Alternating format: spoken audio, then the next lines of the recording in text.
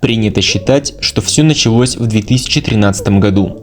Именно тогда китайский лидер Си Цзиньпинь презентовал новый геоэкономический проект «Один пояс, один путь». Спустя десятилетия эта программа станет ключевой базой для развития одного из самых перспективных регионов планеты – Центральной Азии, и в частности ее экономического лидера – Республики Казахстан.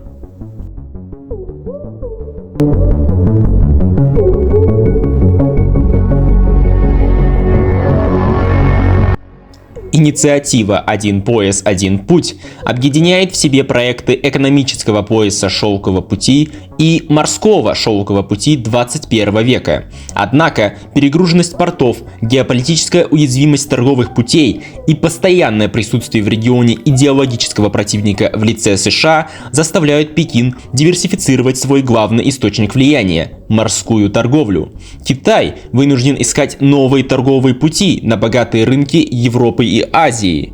Новый шелковый путь, проходящий по территории Казахстана, выглядит предпочтительнее других вариантов, среди которых маршрут через Россию, невозможный из-за изоляции страны, маршрут через Пакистан, осложненный после падения Кабула, и маршрут южнее границ Казахстана, через цепь Центральная Азия-Иран, нестабильный из-за территориальных споров в Ферганской долине и изоляции Ирана. Торговый маршрут через территорию Казахстана является самым разумным в видении Пекина. Эти данные показывают процент импорта и экспорта каждого партнера Казахстана за 2020 год. Синим цветом обозначены страны из Европы, зеленым из Азии. Как видно, в обоих категориях доминируют Россия и Китай. Влияние Москвы выглядит наиболее значительным, если к экономической стороне прибавить и социальную. Население Казахстана, помимо родного казахского языка, свободно говорит и на русском. Но что гораздо важнее, жители республики относятся к русскоязычной части интернета. И здесь влияние российских информационных источников невозможно переоценить. Ведь местные информационные ресурсы, использующие казахский язык в качестве основного, неконкурентоспособны из-за ограниченного рынка пользователей и существующего монументального русскоязычного аналога. Также необходимо отметить и то, что Казахстан и Россия имеют одну из самых длинных непрерывных границ на планете. И здесь примечательно то, что данная граница практически не имеет естественных преград. Линия, разделяющая два крупных государства, проложены по ровной местности. Казахские степи и сибирские равнины делают Казахстан крайне уязвимой с точки зрения географии страной. Очевидно, что такая ситуация позволяет Москве сильно влиять на политику своего соседа. На протяжении всего своего периода независимости Казахстан пытается вести многовекторную внешнюю политику, но даже она во многом совпадала с повесткой из Кремля. Любое событие, произошедшее в России, мгновенно влияло на Казахстан. И как бы это парадоксально ни звучало, нарушить этот сложившийся порядок могла только сама Москва. И как ни странно, именно это и произошло. –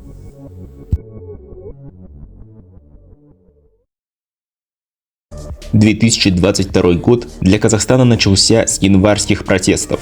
Резонанс событий, возможно, стал самым масштабным за всю историю независимости. Борьба, как предполагается, велась не только на улицах городов, но и в политических кругах. Одновременно с этим и не без того напряженные отношения между Россией и Украиной продолжали трещать по швам, пока в конце февраля все не переросло в крупнейший геополитический кризис 21 века.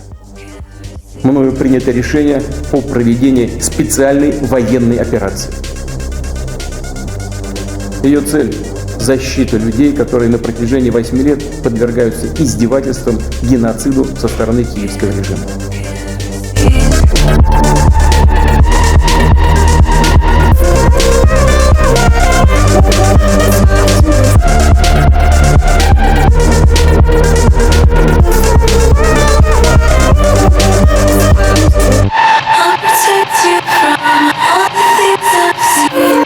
Реакция на российское вторжение была незамедлительной. Лидеры западных держав выступили в поддержку Украины. США и Европейский Союз наложили значительные экономические санкции на Россию, а после в помощь украинским вооруженным силам перебросили собственную военную технику. Масштаб конфликта достиг глобального значения. Украина, сражаясь за свой суверенитет, стала примером и для остальных государств, находящихся в зоне российского влияния. Украина обнажила и показала всему миру пример агрессивной и империалистической политики Москвы. Эта война заставила многие страны отвернуться от России.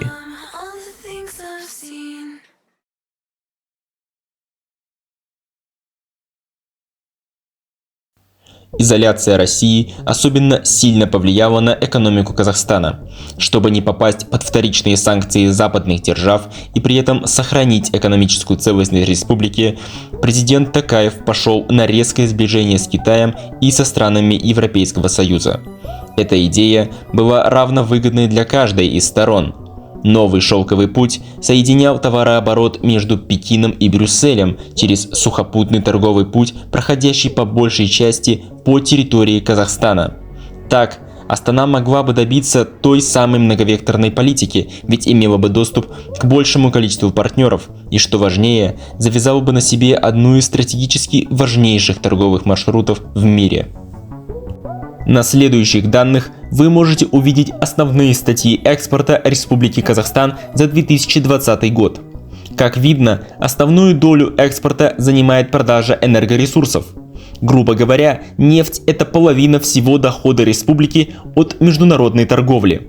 Транспортировка проданного на международном рынке черного золота может осуществляться несколькими способами. Посредством перевозки морем на нефтяном танкере, по суше через железнодорожные пути или трубопроводом, который может быть проложен как на суше, так и под водой. Казахстан же использует транспортировку трубопроводом КТК – Каспийский трубопроводный консорциум. Именно здесь проходит около 80% всей экспортируемой из Казахстана нефти. Маршрут этого трубопровода проходит через территорию России и, более того, выходит на международный терминал в порту города Новороссийск, находящийся также в России. Фактически, Москва имеет прямой доступ к половине всего дохода от экспорта такого крупного государства, как Казахстан. Астана еще задолго до начала 2022 года пыталась проложить новые маршруты для продажи нефти. Диверсификация в этой области давно назревала, но республика бездействовала. Спустя более чем год после начала войны на Украине, Казахстан предпринял все попытки для более эффективного и регулируемого механизма транспортировки важнейшей статьи экспорта. Относительно недавняя встреча с главой Азербайджана Ильхамом Алиевым обозначила видение Астаны в этом вопросе. Казахстан стремится стать частью трубопроводного маршрута Баку-Тбилиси-Джейхан, добавив к существующей тройке порт Актау.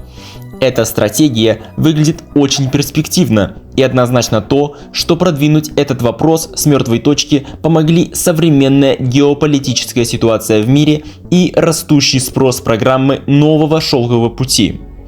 Географическое расположение Казахстана всегда имело большой потенциал, однако из-за недостаточной инфраструктуры, транспортных узлов и уже существующих крупных транзитных точек республика не могла полностью его реализовать.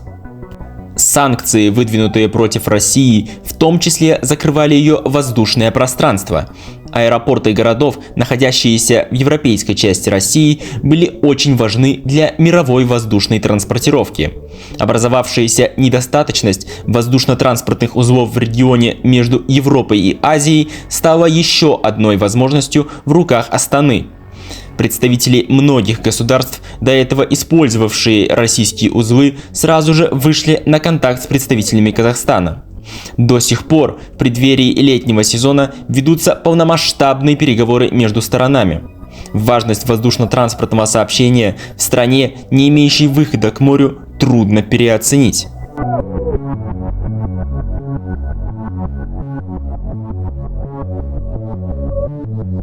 Сложившаяся ситуация в мире хоть и подрывает уже укоренившиеся порядки, но одновременно с этим открывает новые возможности. Старые проекты приобретают прежде невиданное значение, а программа нового шелкового пути усиливает свои позиции в головах политиков каждой из сторон. Астана пока справляется. Гибко подходя к каждому вопросу, она также сохраняет осторожность. В удержании баланса между осторожностью и решительностью сегодня и заключается суть политики Республики Казахстан.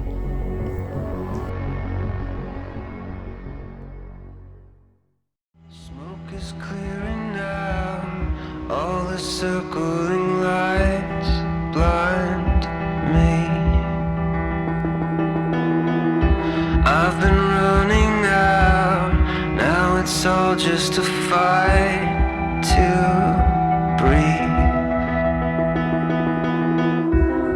I gave it